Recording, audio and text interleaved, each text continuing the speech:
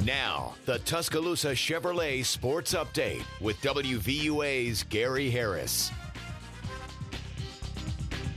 And welcome back, everybody. A trip to New York City for the NIT semifinals. On the line tonight at Coleman Coliseum as the #1 seed, Alabama in their region, played host to the #2 seed, Maryland. Good crowd on hand, great basketball atmosphere, and a great game to match.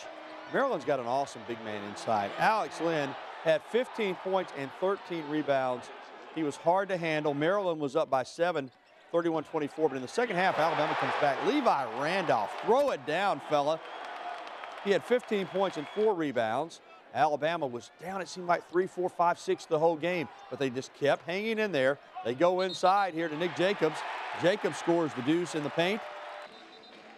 He had 9 points and 4 rebounds. Alabama late with a chance to win it. Down 1, Trevor Lacey gets a good look. Front rim, it bounces off. Alabama loses a heartbreaker, 58-57. That shot would have won it. Afterwards, we caught up with both head coaches, beginning with Maryland's Mark Turgeon.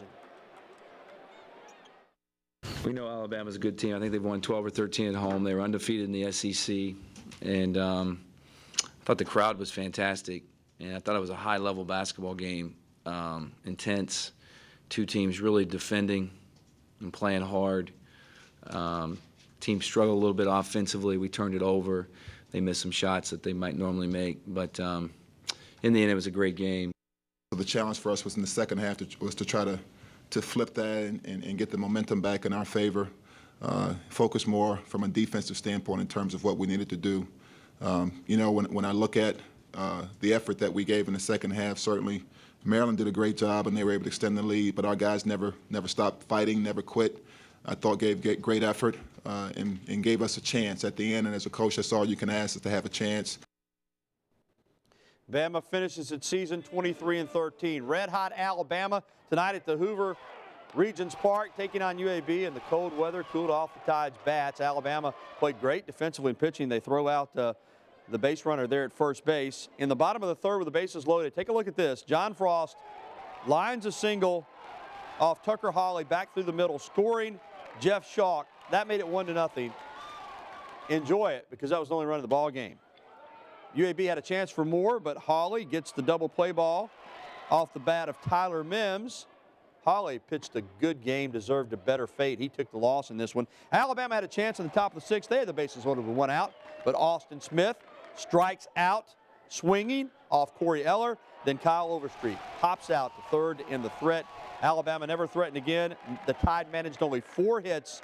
They lose 1-0, falling to 16-10 on the season. That's the bad news. The good news is they're 5-1 in the SEC. They play a 3-game series beginning Thursday night at Auburn. That'll be big for Bama as they try to keep the momentum in the SEC. But a tough night tonight over at Regions Park in Hoover. Well, the Alabama football team has a new offensive line coach, Mario Cristobal. For some of the veteran players, Cristobal will be the 3rd offensive line coach they have played under in 4 years. Joe Pendry, of course, Jeff Stoutland, and now Mario Cristobal. But Nick Saban doesn't think the transition is a problem. You know, Mario has done a really good job. I think the players like him. He's done a good job teaching them. He's got good energy and enthusiasm. He brings some new ideas that's always welcomed when you have new coaches, you know, join the staff. So everything about this so far from a transition standpoint has been positive.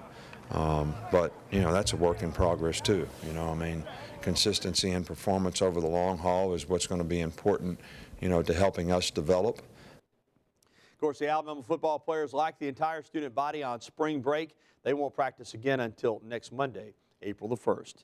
Imagine being in high school and getting a key to the city. In college and getting a key to the city. That's what's happened to C.J. Mosley. The Alabama linebacker accepted his key to the city of Mobile on Tuesday. Mosley, a graduate of Theodore High School, and, of course, a leader on Alabama's 2012 and 2013 BCS National Championship football teams, was honored in a ceremony overseen by Mobile Mayor Sam Jones. Jones called Mosley one of the great football players of our time. He'll be back for his senior season and should be certainly one of the best football players on the Crimson Tide team in 2013. Well, Manti Te'o ran a little better on his home field than he did at the NFL Combine, lowering his 40-yard dash time by more than a second during Notre Dame's Pro Day. The Heisman Trophy runner-up posted a best time of 4.71 on Tuesday, bettering the disappointing mark of 4.82 that he put up at the Combine in Indianapolis last month. Te'o says he was pleased by his performance, and he attributed the faster time to being on a practice field where he's comfortable, surrounded by people that he knows. Te'o says he's met with some NFL teams, saying they've all asked about his highly publicized online romance that turned out to be a hoax. He says he's ready just to do what he does best, and that's play football. And this note, Denny Hamlin will be sidelined at least 6 weeks because of a fractured vertebrae sustained in that last lap crash at California when he was wrecked by his rival, Joey Logano, as both were going for the win. Kyle Busch wound up winning the race, and now Hamlin out 6 weeks. That's a look at sports. The news at 10 will continue right after this.